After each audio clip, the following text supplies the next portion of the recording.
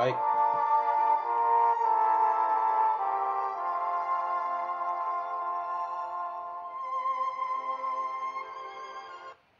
selamat sore saudara-saudara yang saya kasihi dalam Tuhan Yesus Kristus. Salam sejahtera. Saya Gembala dan Ciswat dari Kupang, Nusa Tenggara Timur. Sesuai dengan jadwal kita, hari ini kita akan masuk dalam pelajaran soteriologi episode yang ke-6. Nah, saudara-saudara yang saya kasih dalam Tuhan, dalam episode yang ke-6 ini kita tetap akan belajar mengenai syarat pengampunan dosa. Kalau minggu lalu kita sudah membahas seputaran doa Bapa Kami, maka minggu ini kita akan melihat esensi dari syarat pengampunan dosa. Nah, baik, mari kita tundukkan kepala sebelum kita memulai kelas soteriologi kita. Mari kita berdoa. Bapa Sorgawi, kami mohon pimpinanmu, kami mohon rahmat dan penerangan yang daripadamu. Sore hari ini kami akan mempelajari firman-Mu. Kami mohon Roh Kudus menerangi hati pikiran kami semua, hamba yang menyampaikan dengan hikmat dan pertolongan yang daripadamu. Firman kebenaran yang disampaikan sungguh-sungguh dapat memberikan satu tuntunan, satu penerangan, satu kebenaran yang sungguh-sungguh memberikan pengertian dalam kehidupan iman kami sebagai orang percaya. Pimpin kami Tuhan, kami serahkan waktu kami selanjutnya di dalam tangan-Mu. Hanya di dalam nama Tuhan Yesus Juru Selamat kami yang hidup, kami berdoa, kami mengucap syukur kepadamu Tuhan. Amin. Nah, saudara-saudaraku yang saya kasih dalam Tuhan, syarat pengampunan dosa, satu ayat yang Alkitab tuliskan secara jelas mengenai syarat pengampunan dosa di dalam kitab Ibrani pasal 9 ayat yang ke-22. Nah, coba kita lihat Alkitab Ibrani pasal 9 ayat 22 dikatakan, Ibrani 9 ayat 22. Oke, sebentar ya. Nah, Ibrani 9 ayat 22 terbaca, yang di rumah bisa ambil Alkitabnya, bisa mengikuti pelajaran soteriologi live streaming. Ya, kita lihat di sini Ibrani 9 ayat 22, dan hampir segala sesuatu disucikan menurut hukum Taurat dengan darah, dan tanpa penumpahan darah tidak ada pengampunan. Ya, jadi kalau kita perhatikan di kitab Ibrani ini, bagian firman Tuhan ini sangat jelas memberikan kita informasi bahwa syarat dari pengampunan dosa itu harus adanya penumpahan darah. Ya. Nah, di masa kita perjanjian lama dan hampir segala sesuatu disucikan menurut hukum Taurat dan darah. Jadi kalau kita baca kitab Imamat ya pasal 1 sampai pasal yang ke-7, di situ dijelaskan secara jelas mengenai bagaimana upacara liturgia yang Tuhan tetapkan di kalangan umat Israel untuk upacara pengampunan dosa. Ya, itu di kitab Imamat itu pada masa hukum Taurat. Nah, syarat utamanya ialah tanpa penumpahan darah tidak ada pengampunan. Nah, jadi ini titiknya, ini poinnya bahwa syarat pengampunan ialah harus ada penumpahan darah. Ya, kalau tidak ada penumpahan darah, maka tidak ada pengampunan. Nah, darah siapakah yang ditumpahkan untuk mengampuni dosa manusia? Nah, dalam Matius pasal yang ke-26, kita lihat Matius pasal 26, kita bisa perhatikan ya, Matius 26 ayat yang ke-26 dan 27, kita bisa lihat di situ. Dan ketika mereka sedang makan, Yesus mengambil roti, mengucap syukur, berkata, memecah-mecahnya, lalu memberikan kepada murid-muridnya dan berkata, ambillah, makanlah, inilah tubuhku. Sesudah itu ia mengambil cawan, mengucap syukur, lalu memberikan kepada mereka dan berkata, minumlah kamu semua dari cawan ini, sebab inilah darahku, darah perjanjian yang ditumpahkan bagi banyak orang untuk pengampunan dosa. Nah, jadi kita lihat tadi dalam kitab Ibrani pasal 9 ayat 22, ya, memberitahu kita, Alkitab, firman Tuhan memberikan kita satu penerangan bahwa syarat pengampunan dosa harus ada penumpahan darah. Jadi syarat pengampunan dosa harus ada penumpahan darah, dan darah siapakah yang ditumpahkan untuk mengampuni dosa? Nah, Matius 26 ya ayat yang ke-28 menjelaskan bahwa darah yang ditumpahkan untuk pengampunan dosa itu adalah darah perjanjian. Darah perjanjian yang ditumpahkan bagi banyak orang untuk pengampunan dosa. Nah, darah perjanjian itu darah siapa? Itu darah Yesus Kristus. Ya, nah, jadi ini syarat pengampunan dosa. Itu sebabnya minggu lalu kita sudah lihat di dalam konteks, kita sudah lihat konteks doa Bapa kami. Di bagian Matius 6 di situ ada ayat yang ke-12 dikatakan, ampunilah kesalahan kami seperti kami juga tahu mengampuni kesalahan, seperti kami juga mengampuni orang yang bersalah kepada kami. Nah, itu ya. Jadi kalau kita lihat konteks Matius 6 ayat 12, kalau kita tidak benar-benar paham dengan konteks Matius 6 ayat 12 itu, maka ini akan memunculkan problematika. Ya, memunculkan problematika di dalam penafsiran dan menghasilkan satu konsep tafsir yang salah dan berdampak pada keyakinan iman yang salah. Nah, misalnya ada yang punya konsep bahwa syarat pengampunan dosa dari Tuhan itu kita harus ampuni orang lain baru Tuhan ampuni kita. Nah, ini ya. Padahal itu bukan syarat pengampunan. Ya, bukan syarat pengampunan. Mengapa itu bukan syarat pengampunan? Nah, karena di situ ampunilah kesalahan kami. Kata kami di situ menunjuk bahwa ini konteks doa Bapa kami ini konteks doa publik. Ya, doa publik. Tuhan Yesus ajarkan bahwa kalau berdoa secara publik itu doanya singkat, padat, dan jelas. Nah, dan doa Bapa kami ini masih berhubungan dengan konteks ibadah simbolik. Ya, jadi ini di masa peralihan, di mana dari masa ibadah simbolik masuk ke dalam ibadah dalam roh dan kebenaran. Nah, doa makanya disebut doa Bapa kami.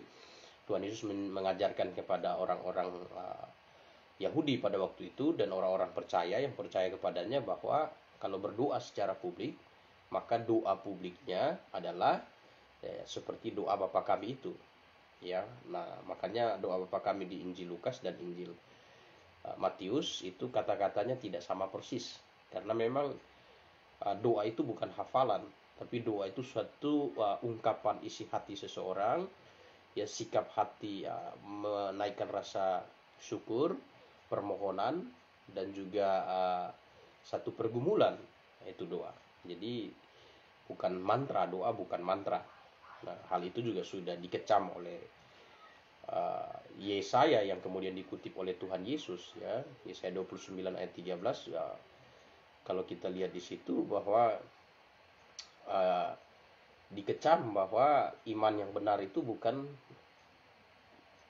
sifatnya hafalan, ya, seperti hari ini kita lihat ada kelompok-kelompok orang Kristen yang gunakan doa Bapa kami itu sebagai satu doa yang ya bahkan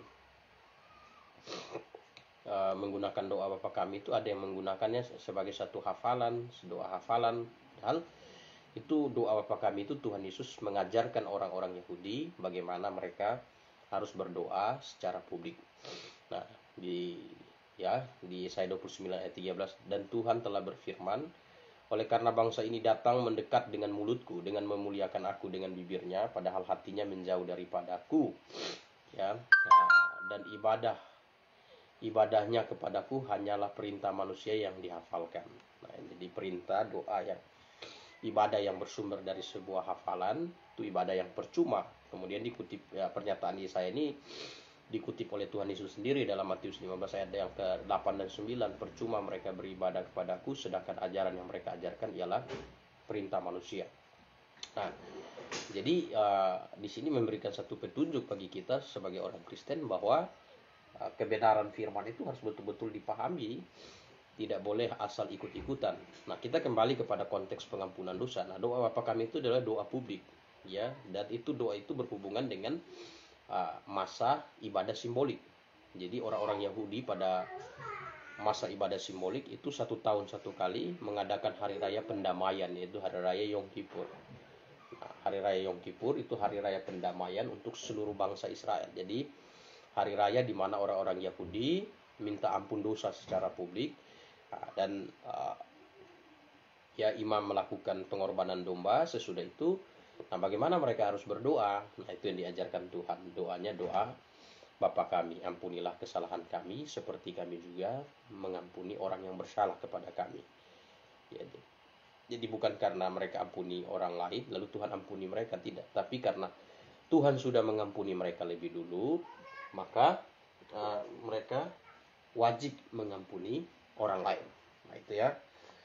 Itu konteks dari doa Bapa Kami. Nah, kita lihat di sini syarat pengampunan dosa. Ya, kita lihat syarat pengampunan dosa. Ibrani 9 ayat 22 dikatakan, tanpa penumpahan darah tidak ada pengampunan. Dan Matius 26 ayat yang ke-28, Tuhan Yesus sendiri katakan bahwa darahku adalah darah perjanjian, ya, yang ditumpahkan untuk pengampunan dosa banyak orang. Jadi syarat pengampunan dosa itu penumpahan darah, dan darah siapakah yang ditumpahkan? Darah Yesus. Dan Tuhan Yesus katakan itu darah perjanjian. Ya, darah perjanjian. Nah, darah perjanjian ini maka disebut darah perjanjian. Orang-orang di masa perjanjian lama juga mereka dosanya diampuni dengan cara penumpahan darah, dengan cara menumpahkan darah. Nah, cara menumpahkan darah. Nah, di masa perjanjian lama ibadah simbolik. Nah, ibadah simbolik itu berakhir pada waktu Yohanes tampil. Nah, coba kita lihat Lukas 16 ayat yang ke-16. Kita perhatikan. Ya, Lukas 16 ayat 16 dikatakan, ya, hukum Taurat dan kitab para nabi berlaku sampai kepada zaman Yohanes. Dan sejak waktu itu kerajaan Allah diberitakan dan setiap orang menggagahinya, berebut memasukinya. Jadi hukum Taurat dan kitab para nabi berlaku sampai kepada zaman Yohanes. Nah, ada apa dengan zaman Yohanes? Kita lihat bahwa di masa Yohanes tampil, seluruh hukum Taurat, ya, hukum Taurat dan janji yang dinubuatkan para nabi digenapi. Nah, siapa yang menggenapi? Ya, siapa yang menggenapi hukum Taurat dan siapa yang menggenapi nubuatan para nabi? Yesus Kristus. Ya, Yesus Kristus. Nah, dalam Matius pasal yang Matius pasal 5, coba kita lihat, ya, Matius pasal 5 ayat yang ke-17. Matius 5 ayat 17 kita bisa lihat. Di sini Tuhan Yesus sendiri katakan, jangan kamu menyangka bahwa aku datang untuk meniadakan hukum Taurat atau kitab para nabi. Aku datang bukan untuk meniadakan, melainkan untuk menggenapinya. Jadi pernyataan di dalam Lukas 16 ayat 16, hukum Taurat dan kitab para nabi berlaku sampai tampilnya Yohanes. Nah, mengapa sampai tampil Yohanes? Karena pada waktu Yohanes tampil, Yesus Kristus telah ada, dan Yesus Kristus menyatakan dirinya sebagai pribadi yang menggenapi hukum Taurat dan nubuat para nabi. Ya, dinyatakan dalam Matius 5 ayat 17. Nah, jangan kamu menyangka bahwa aku datang untuk meniadakan hukum Taurat atau kitab para nabi.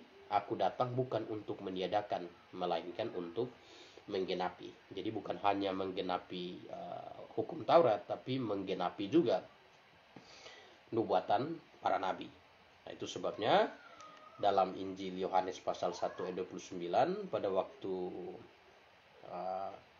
Yohanes pasal 1 ayat 29 dikatakan di situ, pada keesokan harinya Yohanes melihat Yesus datang kepadanya dan ia berkata, lihatlah anak domba Allah yang menghapus dosa dunia. Nah, kita lihat di sini bahwa sejak Yohanes tampil itu terjadi peralihan sistem ibadah dari ibadah simbolik masuk ke dalam ibadah hakikat. Nah, kalau ibadah simbolik itu tata cara upacara seremonialnya disebut dengan liturgia. Itu di Perjanjian Lama. Nah, sedangkan ibadah di Perjanjian Baru bukan liturgia lagi. Tetapi di Perjanjian Baru itu proskuneo atau menyembah dalam roh dan kebenaran secara hakikat. Nah, apa perbedaan ibadah simbolik dan ibadah hakikat? Nah, ibadah simbolik adalah ibadah yang segala sesuatu yang berhubungan dengan upacara seremonial itu menyimbolkan kesucian. Ya, jadi ada makanan haram dan halal. Makanan haram menyimbolkan dosa, makanan haram menyimbolkan dosa, makanan halal menyimbolkan kebenaran. Ya, dan pada waktu masa ibadah simbolik Tuhan menetapkan satu hari secara simbolik sebagai harinya Tuhan yang harus dipelihara, dan pada waktu hari Tuhan atau hari Sabat itu mulai dari hitungan Sabat orang Yahudi itu hitung dari jam 6 sore hari Jumat, ya, hari Jumat jam 6 sore sampai jam 6 sore hari Sabtu. Nah, itu hitungan hari Sabat. Jadi malam Sabtu itu sudah masuk hitungan hari Sabat bagi orang Yahudi. Nah, ya, jadi kita lihat di situ.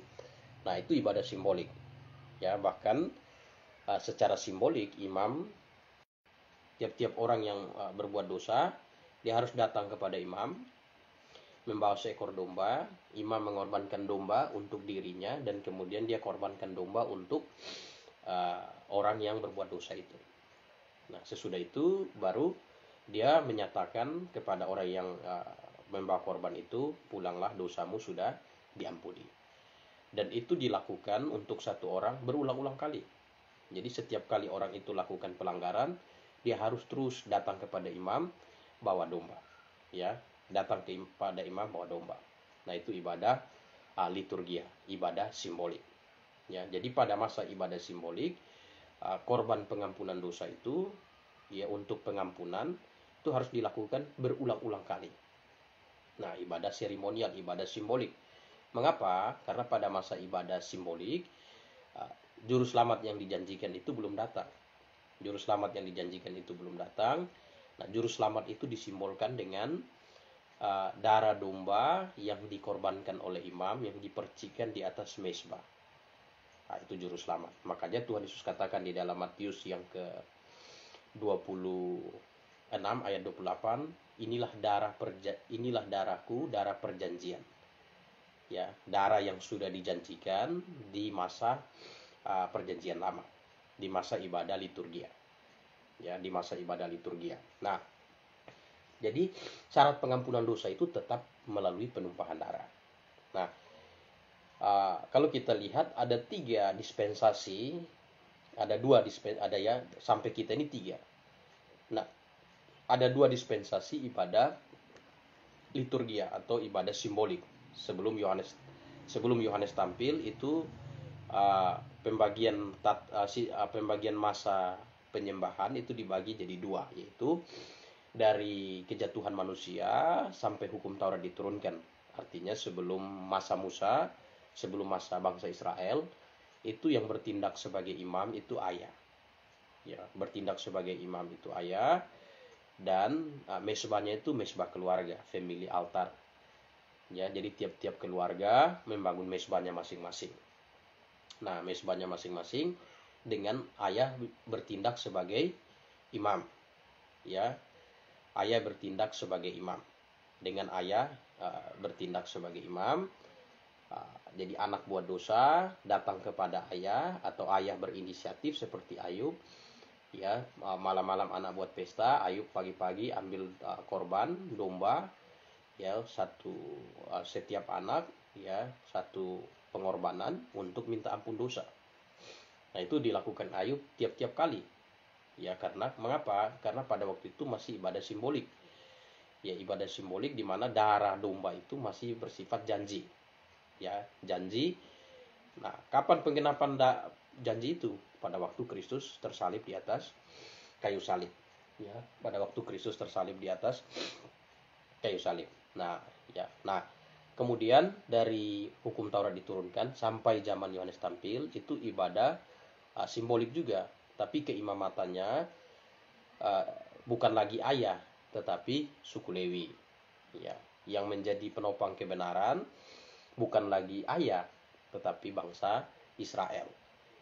Ya, kalau pada masa keimamatan ayah, setiap anak yang ingin mendapatkan berkat, dia harus datang kepada ayah. Ya, nah, pada masa hukum Taurat sampai Yohanes tampil, bangsa yang memberkati bangsa Israel akan diberkati. Nah, karena pada masa itu yang menjadi penopang kebenaran adalah bangsa Israel. Nah, ya, jadi sebelum Yohanes tampil itu ibadahnya sifatnya liturgia. Jadi siapa yang buat dosa, kalau dosanya ingin diampuni, dia harus datang kepada imam. Bukan datang dengan tangan kosong, tapi dia datang dengan membawa korban domba. Nah, domba, lalu imam itu akan mengorbankan domba. Ya, darahnya dipercikan di atas mezbah, sesudah korban domba dikorbankan, kemudian imam itu, ya, menyatakan kepada orang tersebut, pulanglah, dosamu sudah diampuni. Nah, itu ibadah ibadah liturgia, ya, ibadah liturgia. Nah, ibadah liturgia itu, ya, berakhir sampai Yohanes tampil. Nah, sejak Yohanes tampil, orang tidak beribadah secara liturgia lagi, ya, tapi beribadah secara roh dan kebenaran, proskuneo, ibadah dalam roh dan kebenaran. Nah, jadi sampai kita saat ini, kalau kita ingin dosa kita diampuni, kita tidak perlu lagi bawa domba, kita tidak perlu lagi pergi ke Bait Allah di Yerusalem, karena memang sudah dihancurkan, tidak ada. Kita tidak perlu lagi ya datang kepada imam manusia, karena hari ini kita ibadah dalam roh dan kebenaran. Nah, sifat ibadah kita itu proskuneo. Nah, ibadah dalam roh dan kebenaran, ya. Jadi hari ini kalau orang ingin dosanya diampuni, dia langsung minta pengampunan dosa dari Yesus Kristus yang bertindak sebagai imam besar hari ini. Ya, imam besar hari ini. Dan berapa kali seseorang datang kepada Yesus untuk minta pengampunan dosanya? Nah, ini yang harus kita pahami. Berapa kali harus datang kepada Yesus supaya dosanya diampuni? Kalau di ibadah liturgia itu dikatakan berulang-ulang kali, ya, bawa datang korban untuk minta ampun dosa. Nah, kalau dalam ibadah proskuneo, untuk minta ampun dosa itu cukup satu kali, ya, cukup satu kali. Nah, coba kita lihat dalam kitab Ibrani, ya, kitab Ibrani pasal 10, kita bisa lihat Ibrani 10 ayat yang ke, ya, kita bisa lihat ayat yang ke 10, ya, ayat 10 kita lihat. Dan karena kehendaknya inilah kita telah dikuduskan satu kali untuk selama-lamanya oleh persembahan tubuh Yesus Kristus. Jadi dan karena kehendaknya inilah kita telah dikuduskan satu kali untuk selama-lamanya oleh persembahan tubuh Yesus Kristus. Nah, pada masa ibadah liturgia, ya, dikuduskan oleh darah perjanjian itu bukan satu kali, tapi berulang-ulang kali. Nah, setiap kali buat dosa harus datang kepada imam, ya, datang kepada imam, dan secara liturgia imam atur semua tata cara ibadah seremonial untuk pengampunan dosa. Ya, domba dikorbankan, darahnya dipercikan di mezbah, kemudian selesai korban domba, nyatakan kepada orang yang datang meminta ampun dosa, pulang dosamu sudah diampuni. Nah, itu dilakukan berulang-ulang kali untuk penyucian. Tetapi dalam ibadah proskuneo itu cuma satu kali. Ya, cuma satu kali, dan karena kehendaknya inilah kita telah dikuduskan satu kali. Ya, jadi pengudusan yang kita terima dari Allah itu satu kali. Itu satu kali. Pada waktu kapan? Pada waktu kita bertobat, percaya Yesus sebagai Tuhan dan Juru Selamat. Pada waktu kita lahir baru. Ya, pada waktu kita lahir baru kita dikuduskan. Sudah diberi posisi kudus, hati kita diberikan Roh Kudus. Jadi tidak perlu diulang-ulang lagi. Nah, ini yang masih kadang orang tidak paham, hubungan antara pengampunan dosa dengan sistem tata ibadah. Ya. Nah, Ibrani pasal 9 dan 10 ini berbicara tentang ibadah, bagaimana perbedaan antara ibadah liturgia dan ibadah proskuneo. Perbedaan antara ibadah simbolik dan ibadah dalam roh dan kebenaran. Nah, kalau di dalam ibadah liturgia, ibadah simbolik, itu berulang-ulang kali minta ampun dosa, berulang-ulang kali bawa korban untuk penyucian, untuk dikuduskan. Nah, tetapi dalam ibadah proskuneo satu kali. Ya, satu kali untuk penyucian, pengudusan. Jadi tidak berulang-ulang kali. Ya, tidak berulang-ulang kali. Seperti yang kita lihat di dalam 1 Yohanes pasal 2 ayat 12, kita bisa lihat ya, 1 Yohanes pasal 2 ayat 12. Ya, bisa kita perhatikan di sini. Aku menuliskan kepada kamu, hai anak-anak, sebab dosamu telah diampuni oleh karena namanya. Jadi pengampunan dosa oleh karena nama Yesus hari ini dilakukan satu kali. Nah, kata diampuni ini dalam tensi Yunaninya dalam bentuk perfect tense. Perfect artinya sesuatu yang sudah selesai. Nah, kalau di perjanjian lama, pengampunan dosa itu tidak selesai, harus diulang-ulang, berulang-ulang kali. Ya, sedangkan itu dalam ibadah liturgia. Nah, sedangkan dalam ibadah proskuneo hanya satu kali. Ya, hanya satu kali. Hanya satu kali. Nah, ini yang belum bisa dibedakan oleh sejumlah orang Kristen, karena sejumlah orang Kristen masih terpengaruh dengan sistem atau gereja yang tidak dapat memahami perbedaan antara masa ibadah liturgia dan ibadah proskuneo. Ya, makanya hari ini kita ke gereja-gereja tertentu, kita masih mendengarkan ada mereka tanya kita, ya liturginya begini Pak, liturginya. Mereka tidak mengerti kata liturgi. Liturgi itu kata liturgi itu dalam Roma pasal 12 Paulus bilang persembahkanlah tubuhmu sebagai ibadah yang sejati. Nah, kata ibadah di situ itu logika letreian, ya, letreian dari kata liturgia.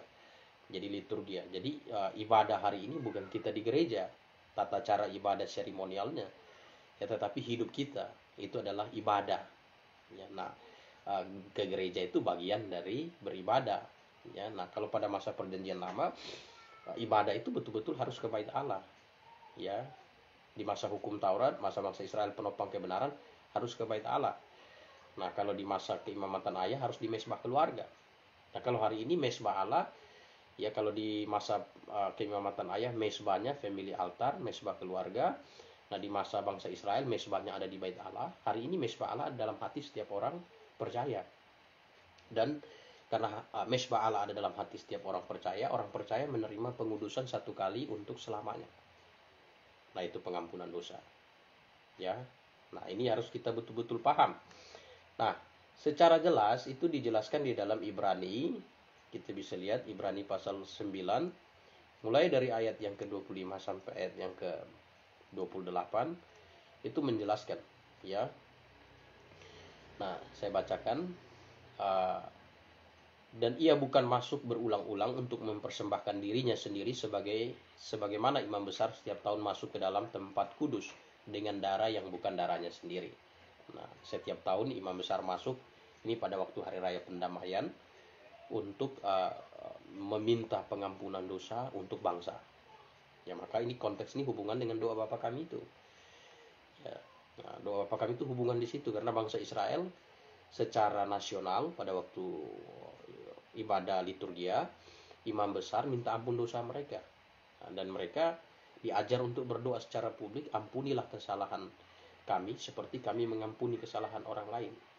Jadi maksud dari ayat itu kemudian dijelaskan dalam Kolose, karena mereka terima anugerah Allah, kita yang sudah diampuni, maka wajib bagi kita untuk mengampuni orang yang bersalah. Nah, coba kita lihat kemudian ayat 26. Sebab jika demikian, ia harus berulang-ulang menderita sejak dunia ini dijadikan. Tetapi sekarang ia hanya satu kali saja menyatakan dirinya pada zaman akhir untuk menghapus dosa oleh korbannya. Dan sama seperti manusia ditetapkan mati satu kali, hanya satu kali saja dan sudah itu dihakimi, demikian pula Kristus hanya satu kali saja mengorbankan dirinya untuk mengampuni dosa banyak orang. Ya, untuk mengampuni dosa banyak orang.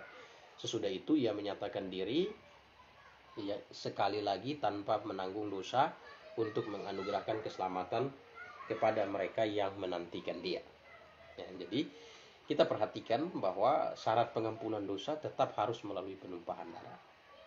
Dan darah siapa yang ditumpahkan?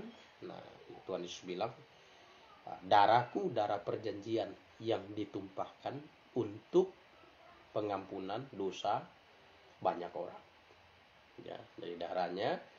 Nah, darah di Tuhan disebut darah perjanjian karena hubungan dengan ibadah liturgia. Nah, ya. Nah, kalau liturgia itu ulang-ulang. Nah, kalau proskuneo itu satu kali pengudusannya. Nah, ini jangan keliru-keliru ya. Makanya ada orang Kristen bilang, "Pak, kalau kita buat dosa sekarang kita minta ampun berulang-ulang." Nah, kalau berulang-ulang berarti pembenaran dan pengudusan yang diterima waktu bertobat dan percaya Yesus itu belum betul-betul kudus dan belum betul-betul benar. Karena harus diulang-ulang. Nah, tapi kita tahu bahwa lewat pengorbanan Yesus Kristus, pada waktu seseorang bertobat percaya Yesus sebagai Tuhan dan Juru Selamat, itu ya dia mendapat pengudusan dan pembenaran. Jadi pengudusan dan pembenaran yang dia dapatkan itu satu kali mutlak. Seperti tadi Ibrani 10 ayat yang ke-10. Nah, itu kan sudah jelaskan kepada kita ya bahwa satu kali kita dikuduskan. Nah, kalau sudah kudus satu kali dan karena kehendaknya inilah kita telah dikuduskan satu kali selama-lamanya untuk persembahan tubuh Yesus Kristus. Ya, ayat 14, sebab oleh satu korban saja ia telah menyempurnakan untuk selama-lamanya mereka yang ia kuduskan. Nah, itu. Jadi kayak ini. Nah, lalu saat orang percaya jatuh dalam dosa, minggu lalu saya sudah jelaskan. Ya, di pihak Tuhan sudah beres pada waktu kita bertobat percaya Yesus. Ya, karena iman kita yang menyelamatkan, bukan perbuatan kita. Nah, ini harus dipahami. Ini iman kita yang menyelamatkan, bukan perbuatan kita. Nah, kalau perbuatan yang menyelamatkan, berarti sesudah percaya Yesus, orang itu buat dosa, ya, misalnya dia mencuri segala macam, ya itu sudah terhitung kesalahan, tidak bisa masuk surga. Tapi yang menyelamatkan kita itu bukan perbuatan kita, tapi iman kita. Ya, itu iman kita yang menyelamatkan. Jadi ketika iman kita tetap pada Yesus Kristus, kita jatuh dalam dosa, bukan berarti keselamatan kita itu ya batal. Jatuh dalam dosa lalu minta ampun lagi. Karena kalau tidak minta ampun, nanti tidak diampuni. Nah, ini salah. Salah, karena satu kali kita minta ampun semuanya sudah beres di hadapan Tuhan. Nah, waktu kita jatuh dalam dosa, di pihak kita pribadi yang punya persoalan. Yang harus kita lakukan ialah kita menyesali tindakan kita dan kita ya memohon pertolongan dari Tuhan agar tidak melakukan dosa yang sama seperti yang sudah kita buat. Mohon pimpinan dan pertolongan dari Tuhan. Nah, ini harus betul-betul dipahami ya bahwa keselamatan kita itu bukan karena perbuatan kita, tapi keselamatan kita itu karena iman. Ya, nah ini harus dipahami karena beberapa orang tidak paham. Ya, tidak paham, ada yang bertanya bilang, "Loh Pak, kalau kita sudah bertobat percaya Yesus kan kita masih kadang-kadang buat dosa, Pak." Nah, dosa apa? Perbuatan. Oke, kalau perbuatan kan Alkitab sudah katakan kita diselamatkan oleh iman. Itu bukan hasil usaha kita, itu bukan ya keselamatan kita itu mutlak anugerah Allah. Ya, bukan karena perbuatan kita. Nah, ini harus betul-betul dipahami. Nah, ini di masa proskuneo. Di masa proskuneo itu ada Roh Kudus dalam hati kita. Ya.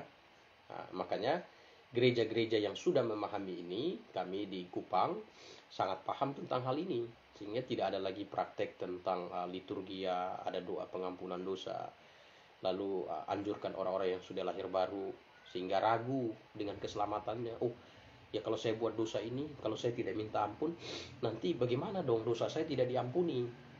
Ini salah, karena kalau masih berpikir bahwa sudah selamat lalu jatuh dalam dosa moral, lalu menganggap bahwa jatuh dalam dosa moral ini kalau tidak minta ampun dosanya tidak diampuni, ini berarti belum mengerti karena konsep keselamatannya itu perbuatan, bukan karena iman. Nah ini ya, nah kita selamat karena iman. Nah ini yang harus dipahami betul-betul ya. Nah lalu Alkitab katakan gini, kita diselamatkan oleh iman. Coba kita lihat Efesus pasal 2. Nah kita bisa lihat Efesus pasal 2 ya, ayat 8 dan 9 ya, coba kita lihat Efesus pasal 2 ayat 8.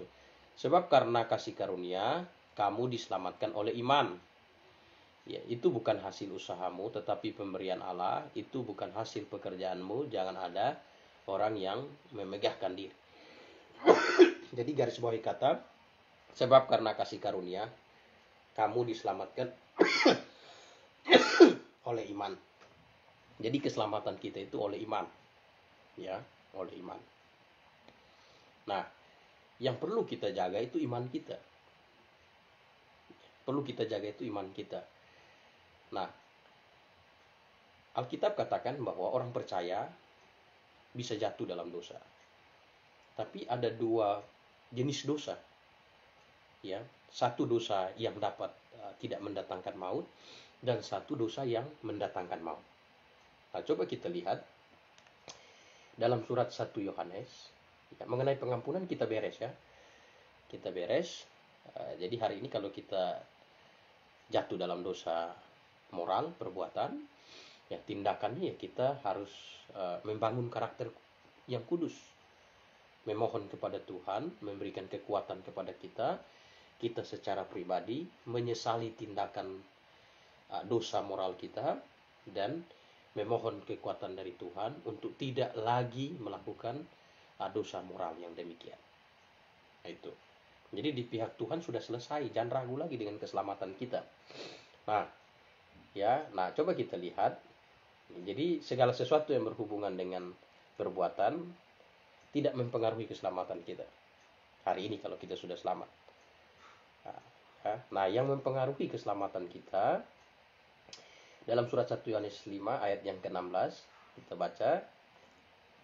Ya, 1 Yohanes 5 ayat 16. Kalau ada seorang melihat saudaranya berbuat dosa, yaitu dosa yang tidak mendatangkan maut, hendaklah ia berdoa kepada Allah, dan Dia akan memberikan hidup kepadanya, yaitu mereka yang berbuat dosa yang tidak mendatangkan maut.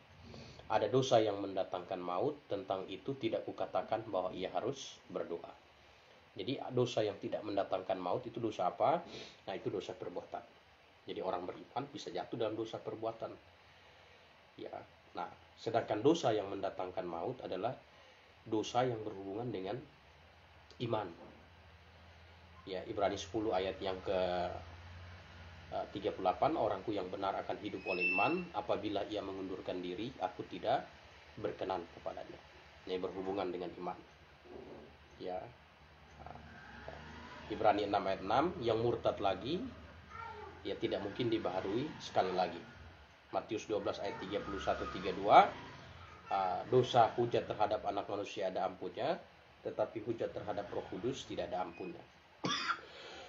Jadi kategori hujat terhadap Roh Kudus ini adalah kategori dosa iman murtad, karena pada waktu dia beriman, percaya Yesus sebagai Tuhan dan Juru Selamat, Roh Kudus tinggal dalam hatinya. Nah, waktu dia menyangkali imannya, tentu itu menghujat atau ya bukan hanya mendukakan, tapi menghujat Roh Kudus. Nah, itu pemahaman yang saya pahami ya, karena pada waktu orang percaya jatuh dalam dosa moral, dosa perbuatan, Roh Kudus berduka cita. Jadi pada waktu orang percaya jatuh dalam dosa iman, maka dia menghujat Roh Kudus, dan yang demikian tidak dapat diselamatkan lagi. Begitu. Ya, demikian tidak dapat diselamatkan lagi. Jadi yang sering menjadi persoalan itu di surat 1 Yohanes pasal 1.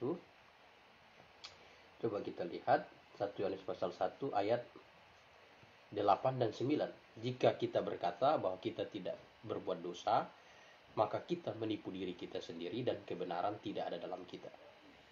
Ya, benar, ini dosa ini yang dimaksud di sini bukan dosa iman, ya, bukan dosa doktrinal, tapi dosa perbuatan atau dosa moral. Nah, jika kita mengaku dosa kita, maka Ia adalah setia dan adil, sehingga Ia mengampuni segala dosa kita dan menyucikan kita dari segala kejahatan. Jadi jangan dipahami ayat ini bahwa ayat 8 orang itu buat dosa, orang percaya buat dosa, lalu masuk ke ayat 9. Jangan dipahami demikian. Karena garis bawahi kata menyucikan itu. Nah, kata menyucikan ini kalau kita hubungkan dengan kitab Ibrani tadi, 10 ayat yang ke 10 dan 14, itu satu kali. Jadi jika kita ayat 9 ini berbicara tentang konteks pada waktu orang itu bertobat. Ya, jika kita berkata bahwa kita ayat 9, jika kita mengaku dosa kita, kapan itu? Pada waktu orang itu bertobat, maka Ia adalah setia dan adil sehingga Ia mengampuni. Berapa kali Dia mengampuni?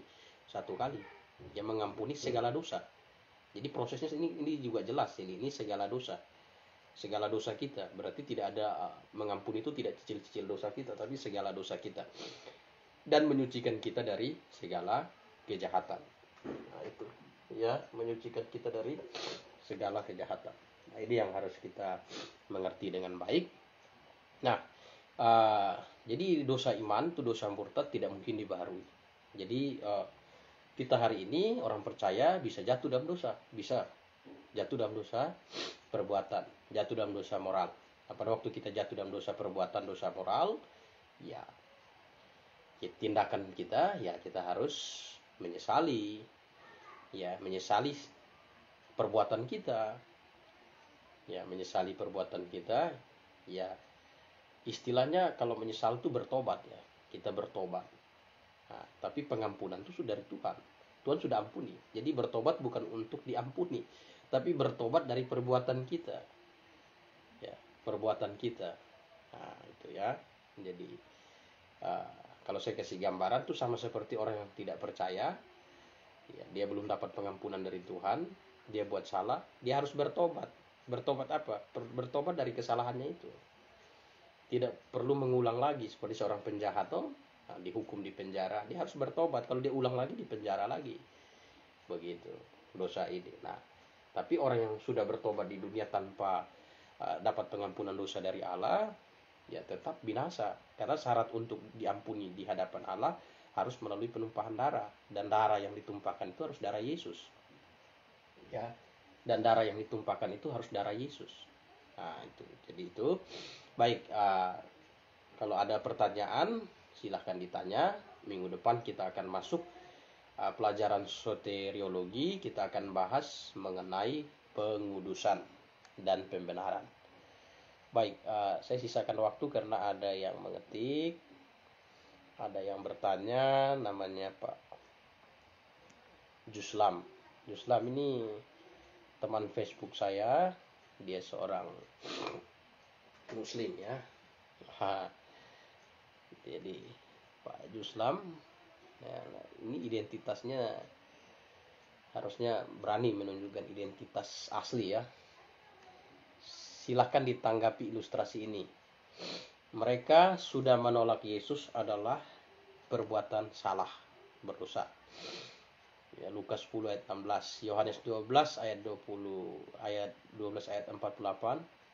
Kok Yesus menginginkan mereka harus membunuh Yesus? Ya, ini sebenarnya sudah saya jawab ini, ya. Sudah salah, kok mereka harus melakukan kesalahan dosa lagi? Saya mensinyalir Juslam ini karena saya coba lihat fotonya. Ini Yonatan Nandar. Dan gayanya seperti itu. Ya, gaya dialognya seperti itu. Jadi, nah sebenarnya kan sudah saya jelaskan bahwa mereka sebenarnya menolak itu pilihan. Manusia diciptakan dengan free will. Ya, free will.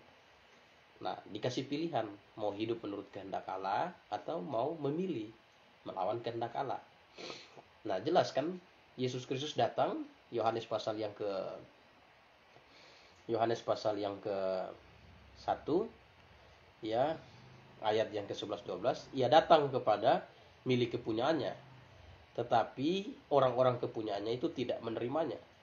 Nah, jadi dia datang kepada milik kepunyaannya, Yesus datang kepada orang-orang kepunyaannya, tetapi orang-orang kepunyaannya itu tidak menerimanya. Nah, siapa ini? Ya, tujuan awal datangnya kepada orang-orang Yahudi, tapi orang-orang Yahudi tidak menerima dia. Tetapi semua orang yang menerimanya diberi kuasa supaya menjadi anak-anak Allah, yaitu mereka yang percaya dalam namanya. Jadi ini free will, ya, kehendak bebas. Nah, dia datang kepada umat kepunyaannya, tapi orang kepunyaannya tidak menerimanya. Nah, mereka sudah menolak Yesus adalah perbuatan salah. Kok Yesus menginginkan mereka, ya, harus membunuh Yesus? Nah, menginginkan mereka harus membunuh Yesus. Coba kita lihat ayat yang dikasih Markus 8. Ya, Markus 8 ayat. Nah, kadang-kadang orang-orang ini tidak paham benar-benar, sekedar kutip, sekedar ini. Kemudian ayat saya kutip Markus 8 ayat 31 32. Kemudian mulailah Yesus mengajar kepada mereka bahwa anak manusia harus menanggung banyak penderitaan dan ditolak orang tua-tua, imam-imam kepala dan ahli Taurat, lalu dibunuh dan dibangkitkan sudah 3 hari. Hal itu dikatakannya dengan terus terang, tetapi Petrus menarik Yesus ke samping dan menegur dia. Maka berpalinglah Yesus dan sambil memandang murid-muridnya, ia memarahi Petrus. Nyala iblis, sebab engkau bukan memikirkan apa yang dipikirkan Allah, melainkan apa yang dipikirkan manusia. Ya, jadi ya persoalan Pak Juslam ini, dia bilang menginginkan mereka harus membunuh Yesus. Sebenarnya tidak. Itu tidak, Pak Juslam tidak memahami, karena kekristenan konsep ajaran Yesus itu kasihilah musuhmu. Nah, ini ya, kasihilah musuhmu. Kalau yang lain kan halal bagimu darah orang kafir. Nah, ini perbedaan. Ya, kalau konsepnya halal bagimu darah orang kafir, maka waktu Petrus angkat pedang, Yesus bilang serang. Ya, ya, tetapi tidak. Yesus memarahi Simon karena tindakan Simon itu adalah tindakan yang menggambarkan, ya, tindakan iblis. Nah, itu bukan tindakan yang benar. Nyala iblis, sebab engkau memikirkan apa yang engkau bukan memikirkan apa yang dipikirkan Allah, melainkan yang dipikirkan manusia. Jadi Petrus berpikir, oh sudah, dengan pedang semuanya beres. Ya, padahal tidak. Nah, Pak Juslam ini tidak melihat semua. Ya, coba lihat ayat yang lalu Yesus memanggil orang banyak dan murid-murid dan berkata kepada setiap orang yang mau mengikut aku, dia harus menyangkal diri, memikul salib mengikut aku. Karena siapa yang mau menyelamatkan nyawanya, ia akan kehilangan nyawanya. Tetapi barang siapa yang kehilangan nyawanya karena aku dan karena Injil, ia akan menyelamatkannya. Apa gunanya seorang memperoleh seluruh dunia tapi kehilangan nyawanya? Nah, ini dia Tuhan Yesus jelaskan terus. Jadi di konteks ini berhubungan dengan kebenaran. Melakukan kebenaran itu bukan dengan membenarkan sesuatu yang bagaimana ya, ini mau menolong Yesus tapi melakukan kejahatan di hadapan Tuhan. Nah, Tuhan Yesus marah, tidak boleh. Tidak boleh. Ya, di bagian lain dari Alkitab, Tuhan Yesus bilang sama saya, ya saya bisa kasih turun para malaikat untuk ini, tapi tidak. Nah, mengapa? Karena biarkanlah kehendak Tuhan terlaksana. Nah, lalu berhubungan dengan ahli-ahli Taurat yang menyerahkan. Sebenarnya Tuhan sudah dikatakan, Tuhan Yesus sudah katakan, ia datang kepada orang-orang kepunyaannya, tapi orang kepunyaannya tidak menerima dia. Ya, tidak menerima dia, akhirnya hati mereka dirasuki oleh iblis. Hati mereka dikuasai, dirasuki oleh iblis. Nah, itu. Ya, Amsal yang ke-16 ayat 4 dikatakan, coba kita lihat. Amsal, ya, Amsal 16 ayat 4. Tuhan membuat segala sesuatu untuk tujuan masing-masing, bahkan orang fasik dibuatnya untuk hari malapetaka. Ya, jadi Tuhan sudah memberi kemurahan kepada orang-orang Israel, ahli Taurat dan orang-orang Yahudi, orang Farisi, supaya mereka terima anugerah, tapi mereka menolak anugerah. karena mereka menolak anugerah Tuhan, akhirnya iblis pakai mereka untuk menggenapi nubuat negatif dari Tuhan. Ya. Jadi sudah salah kok mereka harus melakukan kesalahan. Ya, mereka lakukan kesalahan atas tindakan mereka sendiri. Di pihak Petrus Tuhan sudah tegur, itu salah. Ya, tidak boleh. Makanya Tuhan Yesus kemudian salah satu pembantu imam nama Malkus, telinganya dipotong pada waktu itu. Tuhan Yesus tempelkan kembali. Karena itu bukan ajaran Yesus. Membalas kejahatan dengan kejahatan. Ya, membalas segala sesuatu dengan pedang, membalas segala sesuatu dengan menghilangkan nyawa orang. Nah, itu membalas sesuatu dengan kekerasan anarkis. Tidak. Itu bukan ciri khas dari kekristenan. Nah, ini ya Pak Philip bilang ya. Nah, ini saya sinyalir ini Pak Yonatan Nandar, karena di Facebooknya saya lihat begitu. Ya, ini ada jawaban juga dari Pak Tony. Yesus sudah tahu, bukan Yesus ingin. Ya, oke, Pak Tony sudah. Ya. Jadi itu betul, Yesus sudah tahu. Dia tahu bahwa yang akan menyerahkan dia itu ahli Taurat. Lalu yang ingin menyerahkan dia itu pilihan ahli Taurat. Orang ahli Taurat dan orang-orang Farisi itu pilihan mereka, karena mereka memilih untuk menolak. Nah, menolak ya iblis pakai mereka. Begitu. Jadi Pak Juslam juga kalau sudah disampaikan kebenaran berulang-ulang menolak, wah, jangan sampai nanti iblis yang pakai Pak Juslam. Nah, ini saya harap tidak, dan tentu kita selalu berdoa. Oke, hari ini sampai di sini. Terima kasih untuk saudara-saudara yang sudah hadir mengikuti. Ada Pak Bobby Koro, kemudian ada Pak Refatalan, Pak Juslam, Pak Tony Sula, ada Pak Daniel Raharjo, ada Ibu Mesli Solu. Baik, terima kasih. Mari kita tutup dalam doa. Mari kita berdoa. Bapa Sorgawi, kami mengucap syukur kepadamu Tuhan atas waktu kesempatan yang Kau berikan. Sore hari ini kami dengan pertolongan yang daripadamu mempelajari kebenaran-Mu. Biarlah lewat kebenaran yang kami pelajari terus mengerti, dan terutama dengan pengertian kami dalam tindakan hidup kami tidak ragu melakukan tindakan yang berhubungan dengan kebenaran-Mu. Kami tidak bimbang dan tidak bingung, tapi dengan keyakinan kami menjalankan kehidupan iman kami dengan penuh percaya kepadamu Tuhan. Terima kasih untuk waktu yang Kau berikan, kesempatan yang Kau berikan. Hamba juga berdoa untuk kondisi hamba yang kurang sehat. Tuhan yang Kau turut campur tangan memberikan kesembuhan. Ini doa harapan kami dalam nama Tuhan Yesus, Juru Selamat kami yang hidup. Kami berdoa, kami bersyukur kepadamu Tuhan. Amin. Sampai jumpa minggu depan. Maranatha.